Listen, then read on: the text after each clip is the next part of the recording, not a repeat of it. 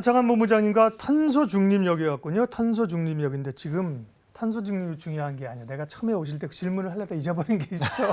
지금 탄소 중립이 중요한 게 아니라 주가 빠지는 게 문제인데 네네네. 조정이 지금 4일째 오고 있잖아요. 그죠? 코스피는 변동성이 많은데 조정이 뭐 한 단기적으로 좀 마무리될 것 같습니까? 아니면 또 FOMC 끝나고 좀 더 덜컹거릴 가능성이 있습니까? 어떻게 보세요? 저는 후자에 조금 그래요? 두고 있는데요. 네. 왜냐하면 이제 통계적으로 보셨을 때 네. 4월 달에 수익률이 좋았던 달이 그 다음에 5월 달에 좀 힘들었었을 때가 굉장히 많습니다. 이제 세린메이라고 많이 하는데 네. 특히나 4월 한 20일을 기점으로 꺾였을 때가 많이 있거든요. 네. 통계적으로 이제 개인들이 가장 수익이 많이 나는 달이 1월 달이랑 4월 달이잖아요.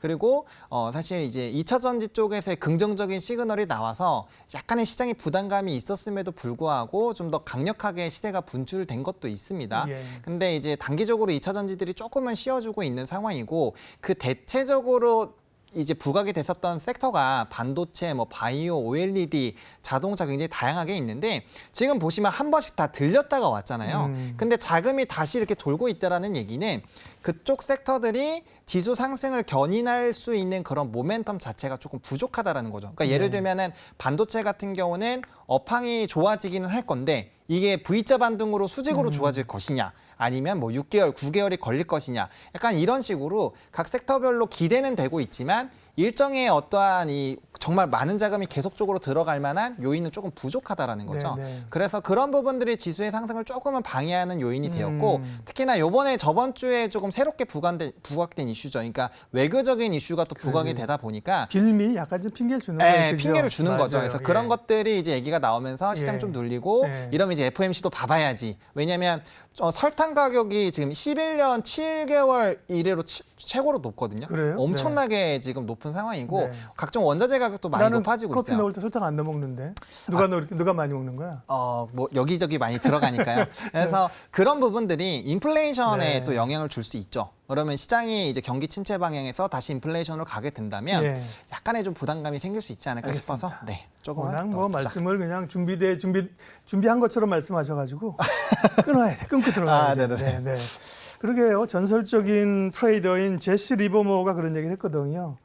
주식을 살 때가 있고 팔 때가 있고 낚시를 다닐 때가 있다. 그죠? 그렇죠. 네. 평생 그렇게 살라고만 하는데 5월에는 낚시나 좀 가자고요. 그렇죠. 조금 쉬는 것도 괜찮은 것 같습니다. 네. 자, 이제 탄소 중립역에 왔으니까 이 얘기하고 이 얘기 안 하고 내리면 큰일 나요. 그죠? 그쵸, 예. 잘려 안 돼서. 자, 2040년까지 미국이 화력발전소의 온실가스 배출을 제로로 만들겠다. 우리도 사실 탄소 중립 이런 거 제가 정확히 숫자를 기억을 못 하는데 2030년인가 있어요. 네네네네. 이렇게 미국, 우리나라가 이렇게 온실가스 배출을 제한하고 탄소 제로로 가겠다.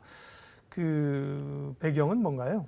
일단은 뭐 이제 탄소 중립은 계속적으로 얘기가 나오고 있죠. 왜냐하면 이제 탄소가 많이 나와서 이제 지구 온난화 이슈가 많이 좀 되고 있는 상황이고 다들 아시겠지만 작년에 이제 라니냐 효과가 굉장히 좀 크게 작황에 피해를 줬었거든요. 근데 올해는 기사 보시면 엘니뇨 효과가 좀 많은 또 영향을 미칠 것으로 얘기가 되고 있는 상황이에요. 예. 그러니까 그만큼 지상에서는 전기차, 바다에서는 LNG선 이런 것들을 보시게 되면은 이게 이제 이 방관을 하게 됐을 때 지구 온난화에 따른 피해가 너무나도 커질 수 있다라는 거죠. 그렇기 때문에 이제 각국에서 탄소 중립을 하면서 이 환경을 좀 관리를 하자라는 추진으로 계속적인 얘기가 나오고 있는 상황이고 기존에 이제 35년 기점으로 넷제로 얘기가 많이 나왔었는데 이게 점점 좀 지연이 되고 있는 것 같기는 합니다. 그래서 요번에 얘기가 나온 거는 40년까지 화력발전소 온실가스 배출을 거의 하지 않겠다라는 방향으로 얘기가 나온 거고요. 근데 사실 이건 이전보다 조금 약해진 거긴 하거든요. 그래서 거기에 따른 약간의 좀 얘기는 나오고 있는 것 같고요. 또 이제 어쨌든 이 기조가 전 세계적으로 얘기가 나오고 있고 지금 최근에 또 유럽 쪽에서 탄소도 제로 관련된 정책이 또 나왔거든요.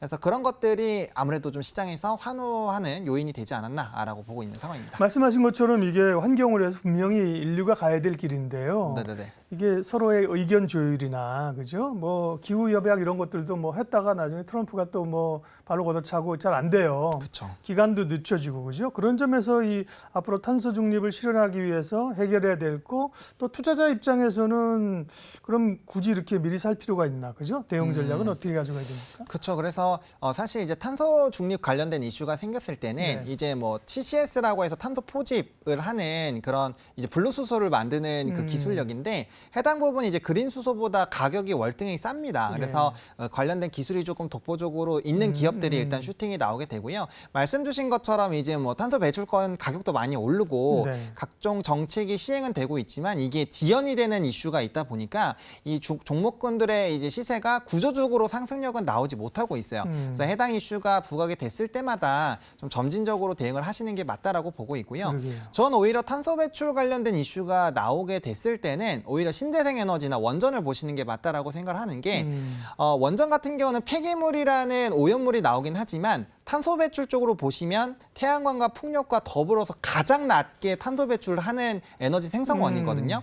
그래서 탄소를 배출하고 그거를 걷어들이는 것도 굉장히 중요하지만 애초에 에너지를 생성을 할 때 탄소 자체가 거의 나오지 않은 그린 에너지를 뽑아내는 게 더 중요하게 될 수도 있어요. 그래서 그런 방향으로 본다라고 한다면 충분히 뭐 신재생 에너지를 보실 수 있을 것 같고요. 원전까지 같이 포함되는 건 폐기물 이슈는 있지만 앞서 말씀드린 것처럼 태양광과 풍력 만큼 탄소 배출이 덜 되기도 하고 또 우리나라에서 가장 강력하게 밀고 있는 정책 중에 하나가 또 원전이기 때문에 관련된 이슈로서 충분히 수급적인 기대감이 생길 수가 있거든요. 그래서 탄소 포집이라든지 이런 이산화탄소 관련된 이슈가 있었을 때 이런 탄소 제로 쪽만 보지 마시고 애초에 좀 배출이 덜 되고 또 전 세계적으로 40년 기점으로 지금보다 풍력이든 태양광이든 설치량이 지금보다 한 20배, 30배 이렇게 높아지잖아요. 그러니까 산업적으로 굉장히 좋아지는 것들이 정책으로 가시화가 되어 있는 쪽으로도 충분히 관심을 가져보시면 어떨까 생각을 하고 있습니다. 좋은 의견인데요. 그러니까 이게 탄소 중립만 얘기하다 보면 뭐 뉴스 정책 나왔을 때 한번 각광받다가 그죠? 그쵸, 예. 이게 뭐 2차 전지나 자동차처럼 시장을 압도하면서 가는 그런 네. 주제는 아니에요. 그죠? 맞습니다. 그러니까 그런 걸 보신다면 약간 이벤트 드리븐으로 좀 그죠? 네. 어떤 정책 나올지 보거나 말씀하신 것처럼 친환경으로 좀 범위를 확장해서 그죠? 네네네. 관련주 그다음에 그 중복된 일을 하는 업체라면 그죠? 그쵸, 관심 네. 있겠죠? 그런 기업을 보면 될 것 같아요. 맞습니다. 그리고 또 이제 관심주가 사실은 탄소 중립으로만 보면 관심주가 많지 않아요. 그죠? 그쵸, 예. 아까 제가 뉴스 봤던 거는 KC 코트렐과 그린 케미칼인데 KC 코트렐은 네. 29.9 상한가로 네. 끝냈는데 네. 근데 또 그린 케미칼 같은 경우는 윗꼬리를 쫙 달면서 보면 변동성이 좀 있었거든요. 그렇죠. 네, 변동성이 좀 있습니다. 2% 장중에는 엄청 올랐다가요. 네네네. 그러면 탄소 중립 플러스 말씀하신 친환경 뭐 이런 거 관련해서 관심 가질 기업 하나만 알려주고 가세요.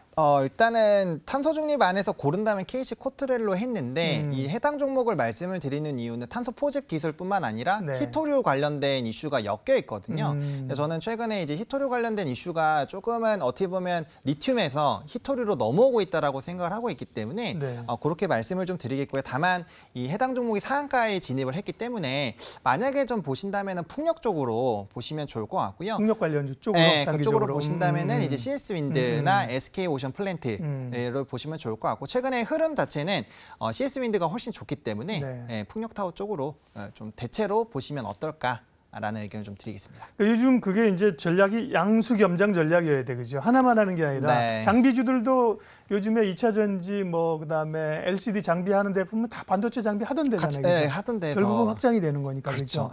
그렇죠. 뭐 소위 이제 그 앞서 퀴즈에도 있었는데 앞 시간에 2마리 토끼를 잡을 수 있는 거죠? 네. 우리 2마리 토끼 얘기 그게 중요해요, 그죠? 맞습니다. 그런 전략으로 가는 게. 네네네. 네.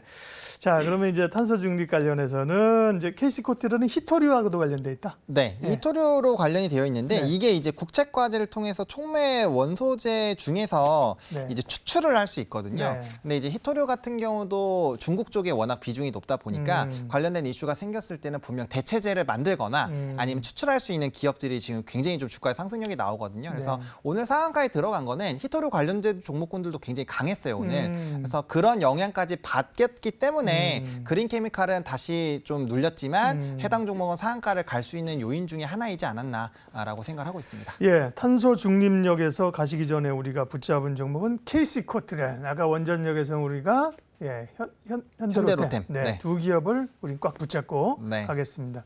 가셔야 되니까 먼저 내리시고요. 네. 네. 바람 부는 압구정에 먼저 가 계세요. 네, 먼저 출발하겠습니다. 네, 감사합니다. 네. 이로운 경제 채널 EBC